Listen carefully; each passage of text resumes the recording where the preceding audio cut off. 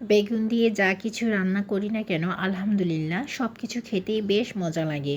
সেটা হোক ভাজা বেগুন বা ঝোল বেগুন বা হচ্ছে গিয়ে মাছের সাথে চচ্চড়ি করা বেগুন। হ্যালো এভরিওয়ান, আসসালামু আলাইকুম। আশা করি আপনারা সবাই ভালো আছেন। আলহামদুলিল্লাহ আমরা অনেক ভালো আছি।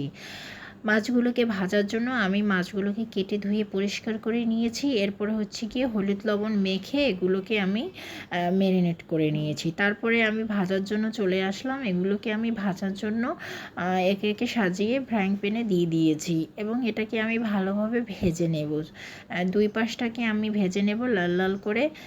তো ভাজা হয়ে গিয়েছে এক পাশ, এরপরে আমি অন্য পাশটাকে উল্টে দেব। এভাবে করে আমি সব মাছগুলোকে উল্টে পাল্টে ভেজে নেব। এই যে এটাকে আমি সব মাছগুলোকে উল্টে দিচ্ছি। তো এই পাশটা কিন্তু আমার ভালোভাবে ভাজা হয়ে গিয়েছে। এখন আমি এগুলোকে তুলে নেব। মাছগুলোকে আমি একে একে তুলে নিচ্ছি। দেখেন সুন্দরভাবে ভাজা হয়ে গিয়েছে। এরপরে হচ্ছে গিয়ে আমি বেগুন নিয়েছি। বেগুনের উপরের ছোলা বা বাকল যেটাই বলেন না কেন সেটাকে আমি তুলে ফেলে দিয়েছি এবং শুধু ভিতরের অংশটাকে নিয়েছি। এটাকে আমি তেলের উপরে ভালোভাবে একটু ভেজে সফট করে নেব। তারপরে এটা আমি তুলে নেব। এটা হয়ে গিয়েছে, এখন আমি এটাকে তুলে নিচ্ছি।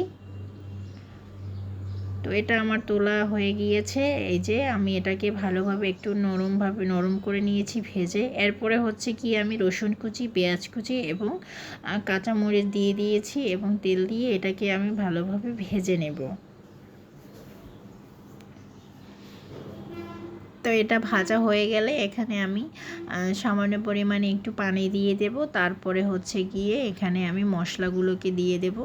এখানে হলুদের গুঁড়ো, মরিচের গুঁড়ো এবং জিরা এবং ধনিয়া গুঁড়ো এগুলোকে ভালোভাবে দিয়ে এটাকে আমি ভালো করে কষিয়ে নেব যতক্ষণ পর্যন্ত না এটাকে তেল ছেড়ে দিচ্ছে। উপরে যখন তেলটা উঠে যাবে তারপরে হচ্ছে গিয়ে আমি সামান্য একটু পানি দিয়ে দেব। পানি দিয়ে এটা যখন ফুটে উঠবে পানিটা, তারপরে হচ্ছে গিয়ে আমি বেগুনটাকে দিয়ে দিচ্ছি।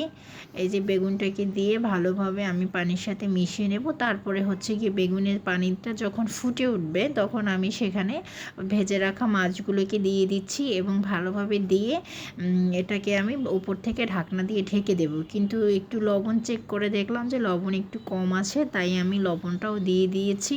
এখন দেখুন এই যে মাছটা উপরের দিকে পানিটা শুকিয়ে যাচ্ছে, তো আমি এটাকে একটু নাড়াচাড়া দিয়ে মিশিয়ে দিচ্ছি।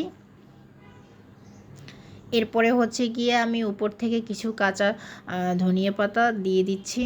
যেহেতু ধনিয়া পাতা গুঁড়ো দিয়েছি, তো যেহেতু ধনিয়া পাতা ছিল তাই আমি ধনিয়া পাতাটাকেও দিয়ে দিয়েছি ভালো একটা স্মেল আসার জন্য। তো এটাকে দিয়ে আমি হালকা একটু পরিমাণে ঢেকে রাখবো। তারপরে দেখুন এই যে আমার বেগুন ভাজি, মাছ দিয়ে বেগুন ভাজি হয়ে গিয়েছে। তো এটাকে আমি তুলে নিচ্ছি। গরম গরম ভাতের সাথে খেতে কিন্তু আলহামদুলিল্লাহ বেশ মজাদার। তো রেসিপিটা কেমন হয়েছে অবশ্যই আমাকে কমেন্ট করে জানাবেন। আল্লাহ হাফেজ।